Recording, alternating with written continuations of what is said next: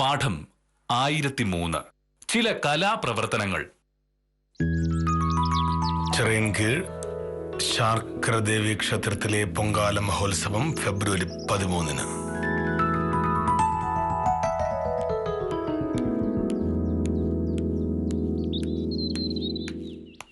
മോനട്ടാ ചായ.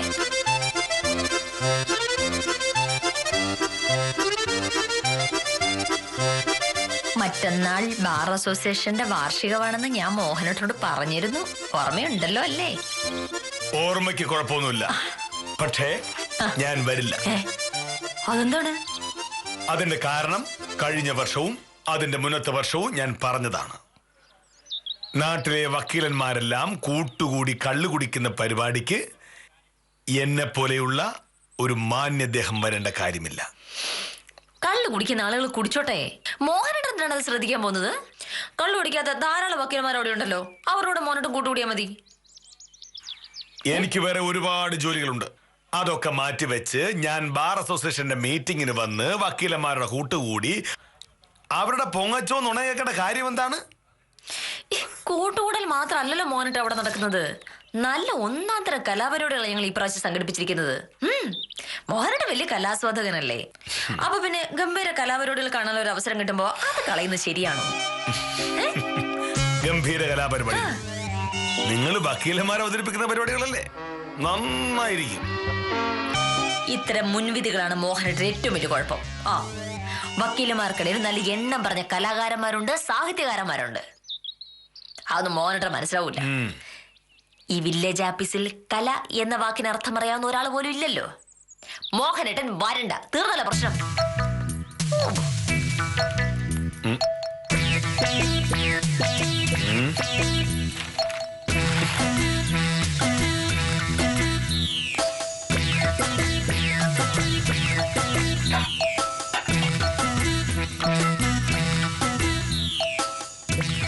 നിന്റെ ബാർ അസോസിയേഷനിലെ ഒരു പരിപാടിയെ കുറിച്ച് പറയുമ്പോ നീ എന്തിനാണ് അതിലേക്ക് വില്ലേജ് ആഫീസിനെ വലിച്ചടിച്ചോണ്ട് വരുന്നത്? മോഹനട്ടൻ നിർബന്ധിച്ചതുകൊണ്ട്. വക്കീലന്മാർക്ക് കലാബോധമില്ലെന്ന് മോഹനട്ടൻ പറഞ്ഞല്ലോ. ഈ കലാബോധമുള്ള ഏത് വില്ലേജ് ഓഫീസറാണാവോ ഈ നാട്ടിലുള്ളത്?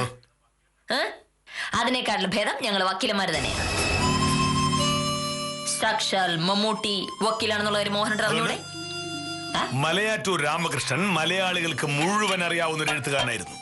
അതുപോലെ NS മാധവൻ, അവരൊക്കെ ജില്ലാ കളക്ടർമാരായിരുന്നു. കളക്ടർമാരുടെ കാര്യം വിട്. നമ്മൾ സംസാരിച്ചുകൊണ്ടിരുന്നത് വില്ലേജ് ഓഫീസർമാരെ പറ്റിയല്ലേ? മോഹനേട്ട, ഞങ്ങളുടെ ബാർ അസോസിയേഷനിൽ 100 വക്കീലന്മാരുണ്ട്. അവർക്കൊക്കെ ഈ വക്കീൽ പണിയല്ലാതെ വേറെ ഒരുപാട് കഴിവുകളുള്ള ആളുകളാണ്. മറ്റന്നാൾ മോഹനേട്ട വാർഷികത്തിനൊന്ന് വന്നു നോക്ക്, അപ്പൊ അറിയാം ഞങ്ങളുടെ സാമർത്ഥ്യം.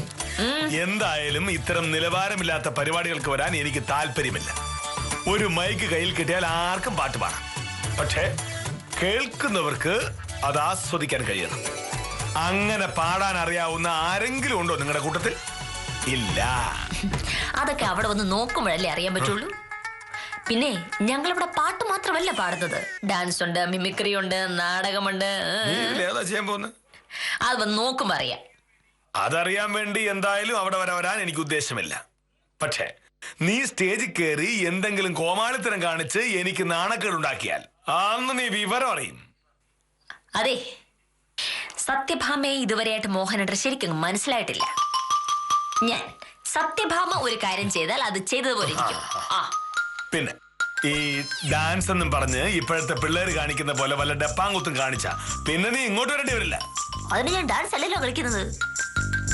മിമിക്രിയ നന്നായിരിക്കും. എന്റെ അടുത്ത് വഴക്കിന് വരുമ്പോ കാട്ടിക്കൂട്ടുന്ന വല്ല കോപ്രായം എടുത്ത് ശരി കാണിച്ചാൽ മതിയല്ലോ. നന്നായിരിക്കും. പറഞ്ഞ ഓർമ്മയുണ്ടല്ലോ, എനിക്ക് നാണക്കേടുണ്ടാക്കുന്ന എന്തെങ്കിലും പരിപാടിയാണ് നീ കാണിക്കുന്നതെങ്കിൽ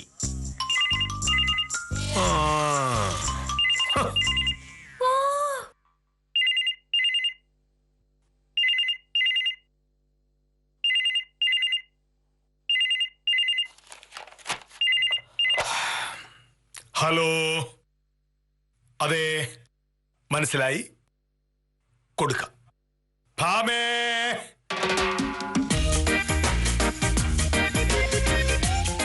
ഇപ്പോൾ വരും. വന്നു കൊടുക്കാം. വിദ്യാലക്ഷ്മി. ആ വിദ്യ, ഞാൻ നിന്നെ അങ്ങോട്ട് വിളിക്കാതിരിക്കായിരുന്നു. ഇന്ന് 11 മണിക്ക് പുരുഷോത്തമ ചേട്ടനോട് വരാൻ പറഞ്ഞിട്ടുണ്ട്. ആ, രാവിലെ തന്നെ ഇടപാടങ്ങ് തീർക്കണം. വൈകിട്ട് 3 മണി മുതൽ റിഹേഴ്സൽ പറഞ്ഞിരിക്കുക. അതെ അതെ, ഇന്നും നാളെ അല്ലേ ഉള്ളൂ. മറ്റന്നാൾ സ്റ്റേജിൽ കയറേണ്ടതല്ലേ. നല്ല റിഹേഴ്സൽ എടുത്തില്ലെങ്കിൽ സംഗതി ആകെ പൊളിയും. നമുക്കൊരു കുറവുണ്ടാകാൻ തരം നോക്കിയിരിക്കുന്ന ശത്രുക്കളാണല്ലോ നമുക്ക് ചുറ്റും. അതെ അതെ, അപ്പൊ 10:30 ഞാൻ വരാം. ശരി. 3 മണിക്ക് റിഹേഴ്സലോ? അതെപ്പോ തീരും? ഞാനത് മോഹനോട് പറയാൻ പറഞ്ഞൂടായിരുന്നു. ഇന്ന് എന്തായാലും റിഹേഴ്സൽ വരുമ്പോ 6 മണിയാവും. അത് കഴിഞ്ഞിട്ട് ഞാൻ വരുള്ളൂ. അപ്പൊ ഞാൻ ഓഫീസിൽ നിന്ന് വരുമ്പോ ഇന്നൊരു ദിവസത്തേക്ക് ചായ ഉണ്ടാവില്ല. മോനോടൊരു കാര്യം ചെയ്യും, വരുന്ന വഴിക്ക് കൃഷ്ണൻകുട്ടിയുടെ ചായക്കടയിൽ കയറി ഒരു ചായ കുടിച്ചിട്ട് ഇങ്ങ് പോരുന്നു. അത് നടക്കത്. നിനക്ക് ഡപ്പാങ്കൂത്ത് കളിക്കാൻ പോകണമെന്നുണ്ടെങ്കിൽ അത് നിന്റെ ജോലി സമയത്ത് പോയിക്കൊള്ളണം. അതിന്റെ പേരിൽ എനിക്ക് കൃഷ്ണൻകുട്ടിയുടെ ചായക്കടയിൽ പോകാൻ മനസ്സില്ല. എങ്കിൽ പിന്നെ ഒരു കാര്യം ചെയ്യാം, ചായ കുടിക്കണ്ടെന്ന് വെക്കാം. മോഹനട്ടാ, എന്തായാലും ഇന്നും നാളെയും വൈകിട്ട് ഞാൻ താമസിച്ചേ വരുള്ളൂ. ജോലി സമയം കഴിഞ്ഞില്ല റിഹേഴ്സൽ പോകാൻ പറ്റുള്ളൂ. റിഹേഴ്സൽ ശരിയായില്ലെങ്കിൽ പരിപാടി മോശമാവില്ലേ? അഖിലേന്ത്യാ പ്രശസ്തനായ വില്ലേജ് ഓഫീസർക്ക് ഞാൻ കാരണം ഒരു നാണക്കേടുണ്ടാവാൻ പാടില്ലല്ലോ, അല്ലേ?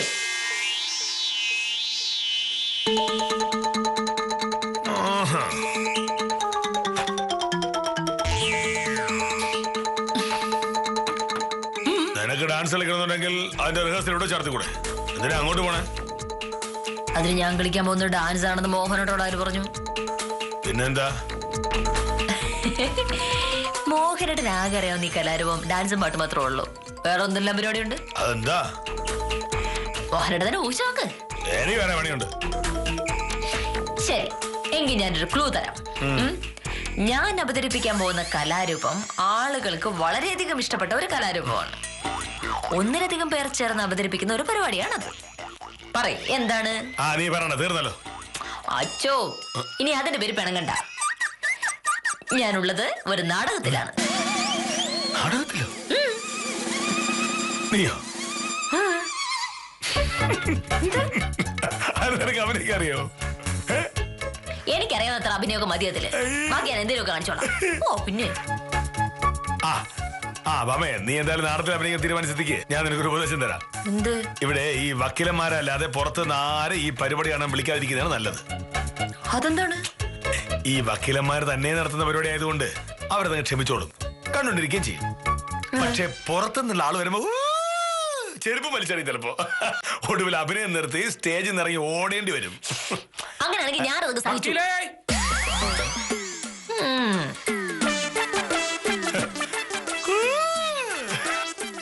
നമസ്കാരം വക്കീലേ.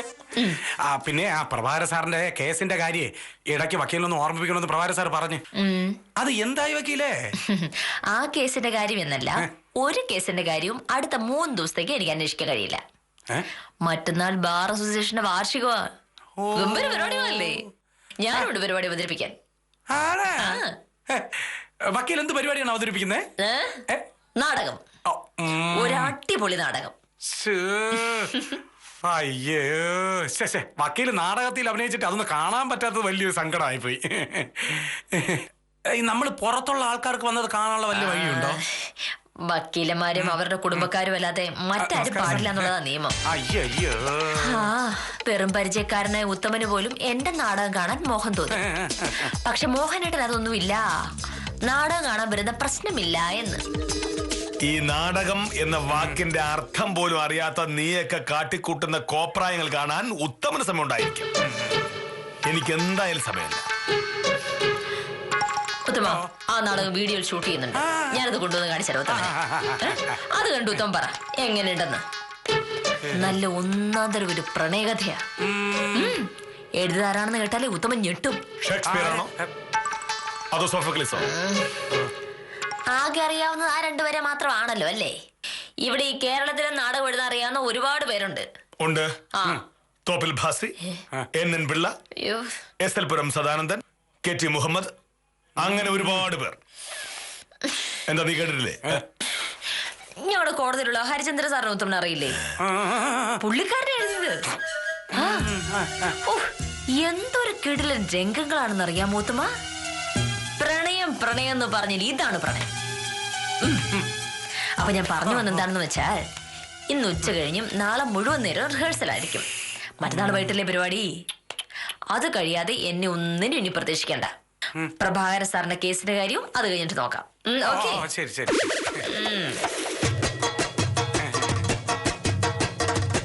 സാറേ, ഈ നാടകത്തിന്റെ റിഹേഴ്സൽ എന്നൊക്കെ പറഞ്ഞ് ഭയങ്കര രസമാണ്.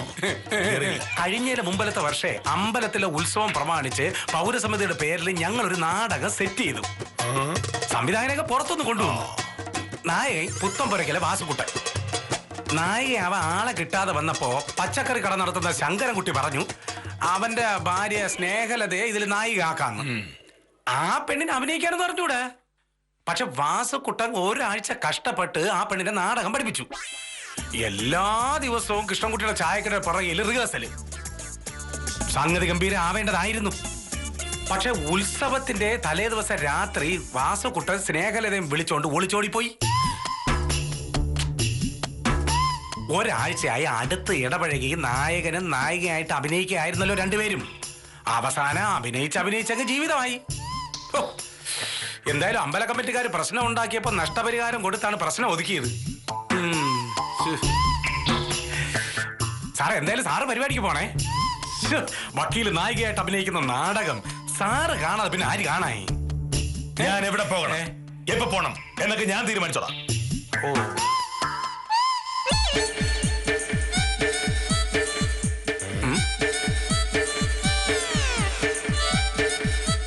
സത്യത്തിൽ കെ മോഹനേശ്വര സാറിനെ നായകനും വക്കീലിനെ നായികയാക്കി ഒരു നാടകം എഴുതേണ്ടതായിരുന്നു.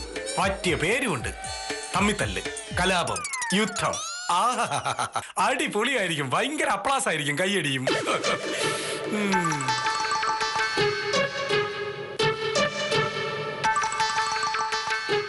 നീ അഭിനയിക്കാൻ പോകുന്ന നാടകത്തിൽ ആണുങ്ങളുണ്ടോ? ഇതൊന്നും ചോദ്യം മോനട്ടാ. ഞങ്ങൾ അവതരിപ്പിക്കുന്ന ഒരു പ്രണയകഥയാണെന്ന് ഞാൻ പറഞ്ഞില്ലേ. പ്രണയകഥയെ പിന്നെ ആണുങ്ങളില്ലാണ്ടിരിക്കൂ. ഏതൊക്കെ ആണുങ്ങൾ അഭിനയിക്കുന്നത്? അത് മോനോട് അറിയുന്ന എന്തിന്? വിശദമായിട്ട് കാര്യങ്ങൾ അറിയണമെങ്കിൽ മറ്റന്നാൾ അങ്ങോട്ട് വാ. അപ്പൊ പിന്നെ നാടകം നേരിട്ട് കാണാലോ. അതോടെ എല്ലാ സംശയവും തീരും. എന്റെ ഭാര്യ ഇത്തരം നിലവാരമില്ലാത്ത നാടകങ്ങളിലൊക്കെ അഭിനയിക്കുന്നത് എനിക്ക് ഇഷ്ടമല്ല. നിലവാരമില്ലാത്തതാണോ ഉള്ളതാണോ തീരുമാനിക്കുന്നത് മോഹനേട്ടനല്ലല്ലോ. നാടകം എഴുത് ഹരിചന്ദ്ര സാറാ. വായിച്ചു കേട്ടപ്പോ എല്ലാവർക്കും അത് ഇഷ്ടമായി. എനിക്കാണെങ്കിൽ കോളേജിൽ പഠിച്ച കാലത്തൊന്നും ശരിക്കൊന്നും അങ്ങ് പ്രണയിക്കാൻ പറ്റിയില്ലല്ലോ. ഇപ്പൊ നല്ല ഒന്നാന്തരൊരു അവസരമല്ലേ കിട്ടിയിരിക്കുന്നേ. ഈ പ്രേമം എന്ന പരിപാടിയുടെ സുഖം ഞാൻ ഇപ്പോഴാണ് ശരിക്കും അറിയുന്നത്. ഓഹോ, കാര്യങ്ങൾ അതുവരെ എത്തി. എന്ത്? നീ എന്റെ ഭാര്യയാണെന്നാണ് മറന്നു പോയത്. അയ്യോ, അതെങ്ങനെ മറക്കാൻ പറ്റും? എന്റെ അമ്മേ, അത് വല്ലതും മറക്കാൻ പറ്റുന്ന സംഭവമാണോ? നീ സ്റ്റേജിൽ കയറി ഓരോ വേലത്തരങ്ങൾ കാണിച്ച അതിന്റെ നാണക്കേട് കൂടെ എനിക്കാ. കൊറേ നേരമായാലോ മോഹൻട്ട പറഞ്ഞോണ്ടിരിക്കുന്നു. ഇന്ത്യ മഹാരാജ്യത്ത് നാടകം അഭിനയിക്കുന്ന ആദ്യത്തെ ആളൊന്നുമല്ല ഈ ഞാൻ. എത്രയോ പേര് നാടകത്തിന്റെ സിനിമയിലൊക്കെ അഭിനയിക്കുന്നുണ്ട്. അവരുടെ ഒന്നും ഭർത്താക്കന്മാര് ഇത് നാണക്കേടാണെന്ന് പറയുന്നില്ലല്ലോ. ഉണ്ടോ? ആ, നിന്റെ കൂടെ അഭിനയിക്കുന്ന ആരൊക്കെയാ? ഒരുപാട് പേരുണ്ടെന്ന്. മോഹനേട്ടന് ആകെ അറിയാവുന്നത് സത്യപാലനും വിദ്യാലക്ഷ്മിയല്ലേ. വിദ്യാലക്ഷ്മി നാടകത്തിലുണ്ട്. റിഹേഴ്സൽ എവിടെ വെച്ചാ? ഭാരത് അസോസിയേഷൻ ഹാളിൽ വെച്ച്. അവിടെ ആരൊക്കെ കാണും? അവിടെ ഹരിചന്ദ്ര സാറും ഞങ്ങൾ അഭിനയിക്കുന്ന ആളുകളും. എത്ര മണിവരെ കാണും ഈ പരിപാടി? 6 മണി വരെ എന്നാണ് പറഞ്ഞത്. തീർന്നില്ലെങ്കിൽ കുറച്ചു നേരം കൂടെ പോവും. അതൊന്നും ഓർത്ത് മോഹനേട്ടൻ പേടിക്കണ്ട. എന്തായാലും അത്താഴം കഴിക്കുന്നതിന് മുന്നേ ഞാനിങ്ങ് വരും.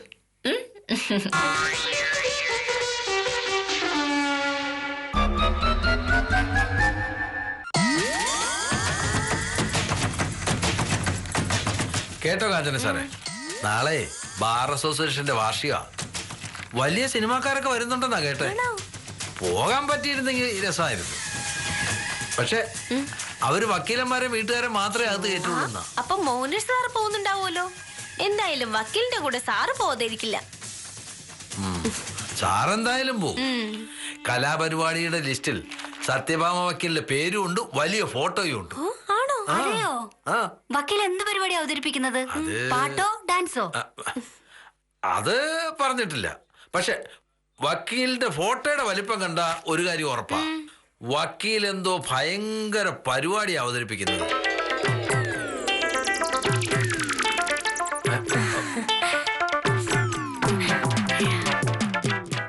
നമസ്കാരം സർ. നമസ്കാരം. ഞങ്ങള് ബാർ അസോസിയേഷന്റെ വാർഷികത്തിന്റെ കാര്യം പറയായിരുന്നു. ടൗണിൽ മുഴുവനും ഫ്ലെക്സും പോസ്റ്ററും ഒക്കെയാ. വക്കീലിന്റെ പടം വളരെ വലുതാക്കി വെച്ചിട്ടുണ്ട് സാർ. വക്കീൽ എന്ത് പരിപാടി സാറേ അവതരിപ്പിക്കുന്നത്? സംശയം എന്താ? പാട്ടായിരിക്കും. വക്കീലിന്റെ ശബ്ദം കേൾക്കാൻ നല്ല രസമല്ലേ? അപ്പൊ പാട്ട് തന്നെയാ. പാട്ടൊന്നും ആയിരിക്കില്ല, ഡാൻസ് ആവാനാണ് സാധ്യത. വക്കീലെ കണ്ടാൽ അറിയാലോ, നല്ല അസലായിട്ട് ഡാൻസ് ചെയ്യും. അല്ല, സാറെന്താ ഒന്നും പറയാത്തത്? എന്താ വക്കീലിന്റെ പരിപാടി? നാടകം. അതെയോ? എന്ത് നാടകം സാറേ? തമാശയാണോ അതോ സെന്റിമെന്റ്സ് ആണോ അതോ പ്രേമാണോ?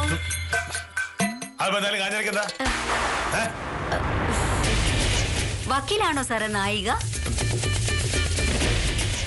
അടുത്ത റവന്യൂ സ്റ്റാഫ് മേളയിൽ നമുക്കൊരു നാടകം അവതരിപ്പിക്കാം. സാറേ, സാറ് നായകൻ, ഞാൻ നായിക ആയിക്കോളാം. അയ്യടാ, നല്ല രസമായിരിക്കും. പ്രഭയും സാറും തമ്മിൽ ഒരു ചർച്ചയില്ല. നായിക ഞാനായി ചേരും. കാഞ്ചന സാറിന് ചേർച്ച എന്ന വാക്കിന്റെ അർത്ഥം അറിയാമോ? കാര്യം പറഞ്ഞാൽ നാടകമായിരിക്കും, പക്ഷേ ജീവിതം പോലെ തോന്നാം. നായകനും നായികയും അത്ര യോജിപ്പുണ്ടെങ്കിലേ സംഗതി നന്നാവും. ഇത് വലിയ ഓഫീസാ. ഇവിടെ സംസാരിക്കുന്ന ഇത്തരം കാര്യങ്ങളല്ല. പോയി ജോലി നോക്ക്.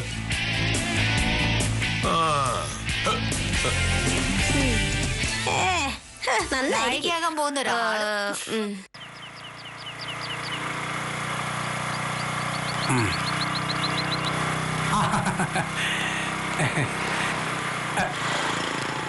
നമസ്കാരം സാർ. സാറിന്ന് കുറച്ച് താമസിച്ചല്ലോ. സാധാരണ 5:12 ആകുമ്പോ ഇവിടെ എത്തുന്നതാണല്ലോ. ഞാൻ കൃഷ്ണൻകുട്ടിയുടെ ചായക്കടയിൽ നിന്ന് ഒരു ചായ കുടിച്ചു. ഓ, അത് സാറേ പതിവില്ലാതെ അങ്ങനെ ഒരു ചായ കുടി. ആ, വക്കീൽ റിഹേഴ്സലിന് പോയതാണല്ലോ അല്ലേ? അപ്പൊ സാറേ, രാത്രിയിലെ ഭക്ഷണം എങ്ങനെ? ഭാമ 6 മണിയാകുമ്പോൾ വരും. ആ, പിന്നെ വക്കീൽ താമസിക്കുകയാണെങ്കിൽ എന്നെ ഒന്ന് വിളിച്ചാൽ മതി സാറേ. ഞാൻ എന്തെങ്കിലും വാങ്ങിച്ചോണ്ട് അങ്ങ് വരാം.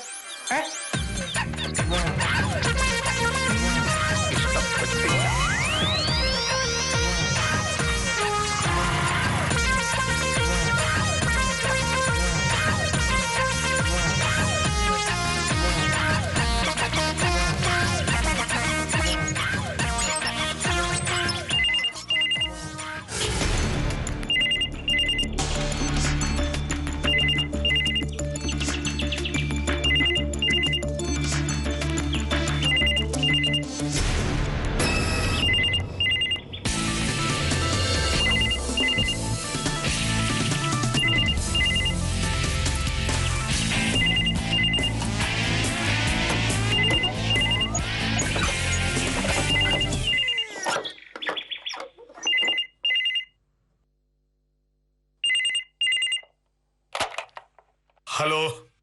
ആ, മോഹനേട്ടൻ എത്തിയോ? ഞാൻ കുറെ നേരമായി വിളിക്കുന്നു. എന്താ താമസിച്ചത്? അത് പറയാനാ മോഹനേട്ടൻ ഞാൻ വിളിച്ചത്. ഇവിടെ റിഹേഴ്സൽ ഒന്നും ആയിട്ടില്ല, കുറെ വൈകും. എന്തായാലും രാത്രി 10 മണിയെങ്കിലും ആവും.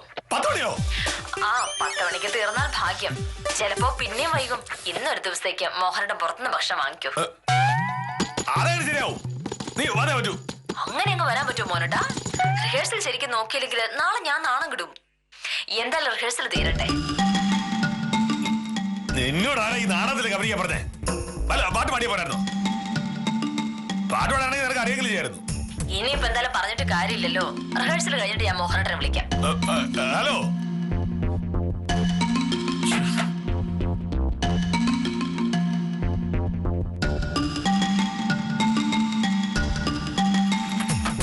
വെച്ചിട്ടുണ്ട്. ആടാൻ കളിക്കാൻ പോയിരിക്കും. അല്ല, പാട്ട് പാടിയ പോരായിരുന്നു? അതാണെങ്കിൽ ഇവിടെ റിഹേഴ്സൽ എടുക്കാറുണ്ടല്ലോ. ശാരദാംബരം ശാരദാം ചന്ദ്രിക ധാരയിൽ മുഴുകിയിടവേ ശാരദാംബരം ചാരു ചന്ദ്രിക ധാരയിൽ മുഴുകിയിടവേ പ്രാണനായക പ്രാണനായക പ്രാണനായക താവകാകമായി പ്രാർത്ഥിനിയായിരിപ്പൂ ഞാൻ ശാരദാംബരം. ഇതാരത്? വില്ലേജ് ഓഫീസറോ? ഇതെന്താണ് അന്തമിട്ട് നോക്കണേ?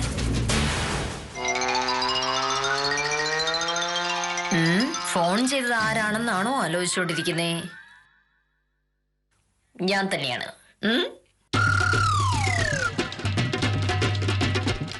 ഇതെന്താണ് പ്രയോഗത്തോടെ നോക്കണേ?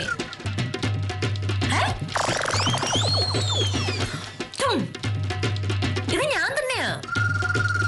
അടുക്കള വാതിലൂടെ ഇറങ്ങി മുൻവശത്ത് വന്ന് വാതില് പുറത്തു നിന്ന് പൂട്ടി അടുക്കള വാതിലൂടെ തന്നെ അകത്ത് വന്ന് ഇവിടെ ഇരുന്നു.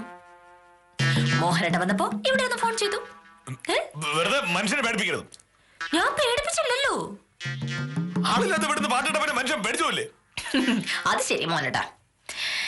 എന്റെ പാട്ട് എങ്ങനെയുണ്ടായിരുന്നു പറ. കൊള്ളൂല.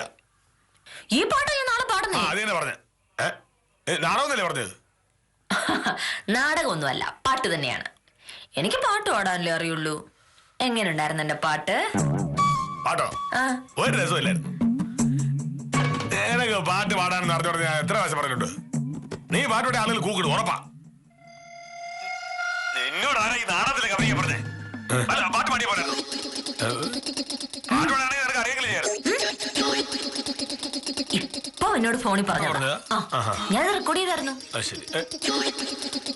പാട്ട് പാടാനാണ് പോകുന്നതെന്ന് പറഞ്ഞാൽ എനിക്ക് പാട്ട് പാടാൻ അറിഞ്ഞൂടാ എന്ന് പറയും. അതുകൊണ്ടാണ് നാടകത്തിനാണ് ഞാൻ പോകുന്നത് എന്ന് പറഞ്ഞത്. പക്ഷെ അതങ്ങ് ശരിക്കും ഏറ്റില്ല. അപ്പനെ അവസാനത്തെ അടപാട്ട് പ്രയോഗിച്ചാണ് ഈ റിഹേഴ്സലിന്റെ കഥ. എന്തുറ്റി പെണുങ്ങിയോ?